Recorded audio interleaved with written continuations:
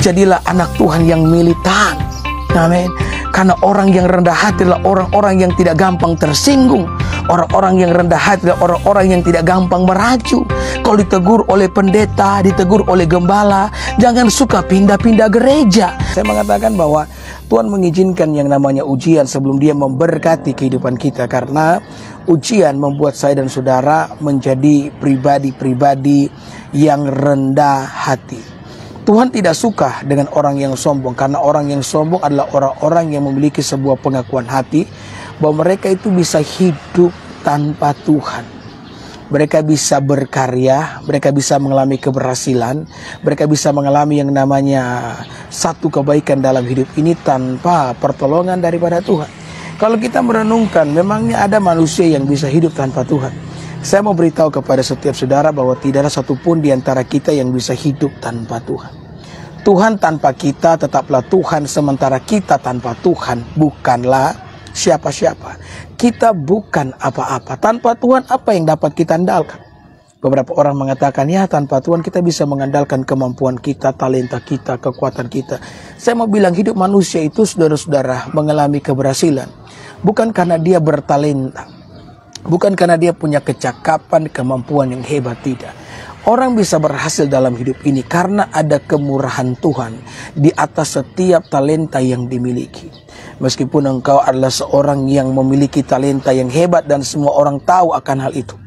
Bahkan setiap orang yang datang kepada saudara memuji dengan semua talenta yang kau miliki, mereka memuji saudara. Tetapi ketahuilah saudara, meskipun kita punya talenta yang hebat dalam hidup ini, kita membutuhkan kemurahan Tuhan.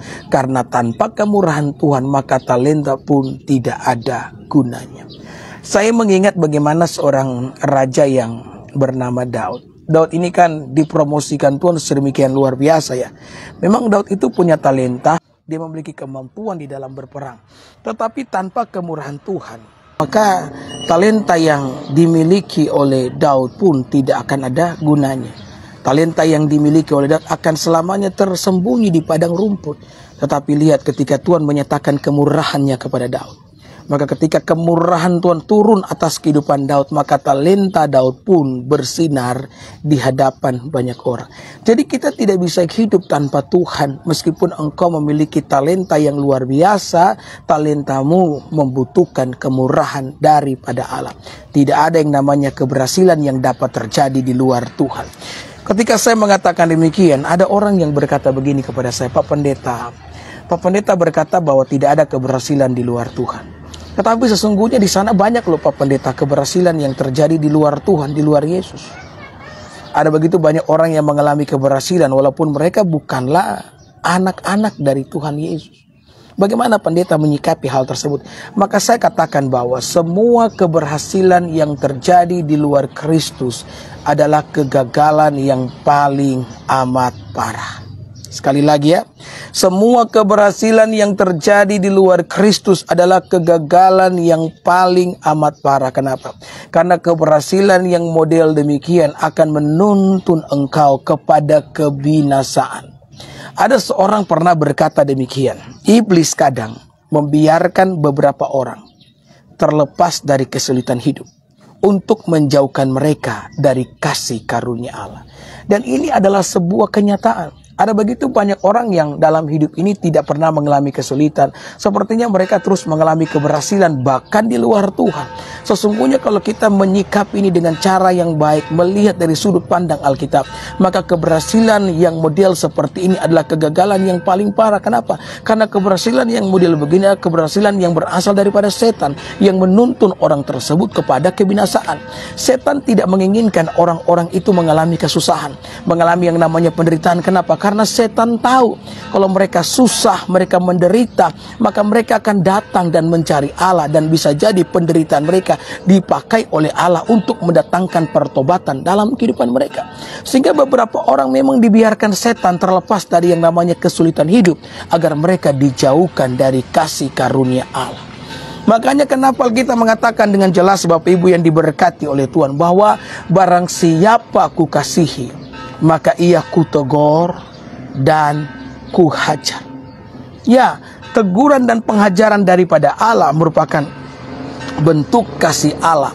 di dalam kehidupan setiap kita. Maka kalau engkau mengalami yang namanya didikan, mengalami yang namanya ujian, itu untuk merendahkan hatimu supaya engkau belajar untuk mengandalkan Tuhan di dalam kehidupan ini. Engkau tidak mengandalkan kekuatanmu sendiri, dan engkau mengalami keberhasilan di dalam Tuhan, bukan keberhasilan di luar Tuhan. Karena sehebat apapun keberhasilan yang terjadi di luar Tuhan, ini merupakan kegagalan yang paling amat parah. Saudara, di dalam Ulangan pasal yang ke-8, saya ingin bacakan kepada saudara ya, di ayat yang ketiga. Ulangan 8 ayat yang ketiga. Ingatlah kepada seluruh perjalanan yang kau lakukan atas kehendak Tuhan Allahmu di padang gurun selama 40 tahun ini, dengan maksud merendahkan hatimu dan mencobai engkau untuk mengetahui apa yang ada dalam hatimu, yakni apakah engkau berpegang pada perintahnya atau tidak. Ayat 3. Jadi ia merendahkan hatimu, membiarkan engkau lapar, dan memberi engkau makan mana yang tidak kau kenal dan yang juga tidak dikenal oleh nenek moyangmu, untuk membuat engkau mengerti bahwa manusia hidup bukan dari roti saja, tetapi manusia hidup dari segala yang diucapkan Tuhan. Jadi Tuhan, saudara-saudara, membiarkan orang Israel mengalami yang namanya kelaparan untuk merendahkan hati mereka. Pada saat mereka lapar, baru kemudian Tuhan memberikan kepada mereka mana. Mana ini bukan daging, saudara. Ini roti yang tidak ada rasanya, yang tawar, yang hambar. Bayangkan saudara-saudara, ketika engkau dalam keadaan lapar, engkau membutuhkan makanan yang bisa mengenakan lidah dan tenggorokan, kan? Tetapi yang terjadi dengan orang Israel, pada saat mereka mengalami kelaparan yang amat sangat, justru Tuhan memberikan kepada mereka roti yang tawar. Nah, ini menunjukkan apa? Karena Tuhan ingin merendahkan hati mereka. Karena mereka tidak bisa masuk ke tanah perjanjian apabila mereka memiliki hati yang sama yang mereka bawa keluar dari Mesir, saudara-saudara. Alkitab mengatakan bahwa setiap berkat itu harus dicurahkan pada kantong kulit yang baru.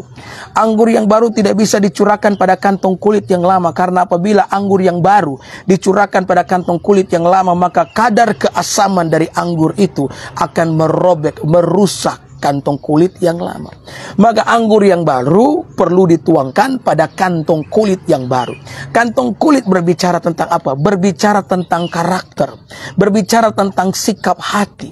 Dan kantong kulit ini berbicara tentang yang namanya kerendahan hati.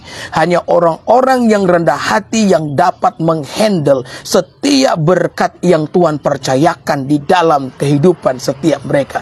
Kalau engkau tinggi hati, justru berkat yang engkau terima akan menjadi kutuk dalam kehidupan saudara, sebagaimana anggur yang baru dapat merusak kantong kulit yang lama. Maka saya berdoa ketika saudara mendengarkan saya menyampaikan firman Tuhan pada kesempatan kali ini, engkau benar-benar mengerti, engkau benar-benar memahami, supaya ketika engkau diizinkan Tuhan mengalami yang namanya pergumulan sebelum Tuhan memuliakan kehidupan saudara, engkau tahu betul Tuhan izinkan semuanya itu agar engkau menjadi pribadi-pribadi yang rendah hati. Yang setuju dengan saya katakan amin. Yang percaya ketik amin. Haleluya. Saudara, ada seorang wanita yang datang kepada Yesus. Anaknya sakit. Sakit amat parah sehingga tidak ada satupun tabib yang dapat menyembuhkan anaknya ini. Maka akhirnya wanita ini datang kepada Yesus. Haleluya. Ya, Tuhan membuat kita ada di tengah-tengah situasi di mana tidak ada seorang pun yang dapat menolong kita. Supaya dengan situasi yang ada kita mau datang mencari Tuhan. Sebagaimana Yusuf yang dilemparkan ke dalam sumur yang kering. Ketika Yusuf memandang ke depan, yang ada hanyalah dinding sumur. Ke belakang yang hanya adalah dinding sumur. Kiri kanan yang ada hanyalah dinding sumur. Dan yang terbuka, satu-satunya tempat yang terbuka hanyalah ketika dia menatap ke atas, ke mulut sumur. Demikian pula kehidupan setiap kita. Kadang-kadang kita dalam situasi di mana di depan jalan buntu, di belakang jalan buntu, kiri kanan jalan buntu. Satu-satunya jalan yang terbuka adalah ketika kita memandang dan menengok ke atas dan memanggil nama Tuhan Allah kita. Wanita ini, saudara-saudara yang diberkati oleh Tuhan, dia datang kepada Yesus memohon, "Guru, sembuhkanlah anakku." Yang namanya seorang ibu yang waras. Saya bilang ibu yang waras karena banyak zaman sekarang banyak loh orang tua yang tidak waras. yang bahkan menyakiti anak mereka sendiri seolah-olah anak mereka adalah musuh. Ibu yang waras akan benar-benar sangat mengasihi anaknya, dan ibu yang waras tidak akan tahan apabila melihat anaknya dalam keadaan sakit. Bahkan seorang ibu akan berkata, lebih baik saya yang sakit Tuhan daripada anak saya yang sakit. Ya kan? Seorang ayah yang waras pun demikian akan berkata, lebih baik saya yang sakit Tuhan daripada anak yang sakit. Maka ibu ini dengan perasaan yang putus asa mengharapkan Tuhan Yesus tolong campur tangan dan menyembuhkan anaknya yang sakit. Apa yang terjadi ketika dia sampai kepada Yesus? Dia memohon, dan kemudian Yesus mengatakan apa? Tidak baik roti yang harus diberikan kepada anak-anak dilemparkan kepada anjing. Dengan kata lain, Yesus mau mengatakan bahwa wanita ini adalah anjing berhubungan dengan status warga negara yang dimilikinya. Wanita ini bukan orang Israel. Wanita ini adalah orang Yunani. Yang bagi orang Israel, orang Yunani itu adalah bangsa-bangsa kafir. Tapi saya beritahu kepada saudara, hal ini diucapkan Yesus bukan Yesus menghina dia, tidak. Karena Yesus mengasihi semua kita. Yesus mengasihi bangsa-bangsa. Yohanes 3 ayat 16 mengatakan, karena begitu besar kasih Allah akan dunia. Jadi Allah bukan hanya mengasihi orang Israel. Yesus datang ke dalam dunia bukan untuk orang Israel saja, bukan untuk orang Yahudi saja. Yesus datang untuk segala bangsa, bagi orang Yunani, bagi orang Indonesia, dimanapun saudara berada, Yesus datang untuk saudara. Tetapi kenapa Yesus mengatakan demikian? Karena Yesus ingin menguji kerendahan hati dari wanita ini. Maka wanita itu tidak tersinggung. Wanita ini tidak meraju, ya kan? Kebanyakan orang Kristen zaman sekarang adalah orang-orang Kristen yang dikit-dikit meraju, dikit-dikit tersinggung. Ya kan? Dikit-dikit tersinggung, dikit-dikit meraju. Janganlah saudara-saudara. Jadilah anak Tuhan yang militan. Amin. Karena orang yang rendah hati adalah orang-orang yang tidak gampang tersinggung. Orang-orang yang rendah hati adalah orang-orang yang tidak gampang meraju. Kalau ditegur oleh pendeta, ditegur oleh gembala, jangan suka pindah-pindah gereja. Tidak baik loh saudara pindah-pindah gereja. Yang setuju dengan saya katakan, amin. Karena di dalam setiap ujian yang Tuhan izinkan terjadi, Tuhan memiliki rencana yang indah bagi setiap kita. Maka apa yang terjadi Bapak Ibu yang diberkati oleh Tuhan? Wanita ini tidak sakit hati. Wanita ini tidak meraju. Melainkan dia merendahkan hatinya di hadapan Yesus, dan dia berkata, benar guru, anjing-anjing itu pun makan remah-remah yang jatuh dari meja Tuhan. Jadi dia mengatakan bahwa anjing-anjing itu pun makan remah-remah yang jatuh dari meja Tuhan. Artinya wanita ini merendahkan dirinya di hadapan Yesus. Dan inilah sikap hati dari orang-orang yang siap menerima berkat Tuhan. Maka Tuhan berkata kepada ibu ini, wahai ibu, besar imanmu, sekarang anakmu telah disembuhkan. Jadi saudara-saudara, Tuhan mengizinkan yang namanya penderitaan dalam kehidupan setiap kita. Tujuannya jelas satu, untuk merendahkan hati kita, supaya kita bisa menerima berkat-berkat Tuhan di dalam kehidupan setiap kita. Yang percaya ketik amin. Haleluya. Jangan hanya bilang amin Bapak Ibu. Kalau saudara hanya bilang amin, saya tidak dengar. Ketik amin yang percaya bahwa Tuhan mengizinkan kita melewati ujian, agar kita belajar menjadi orang-orang yang rendah hati.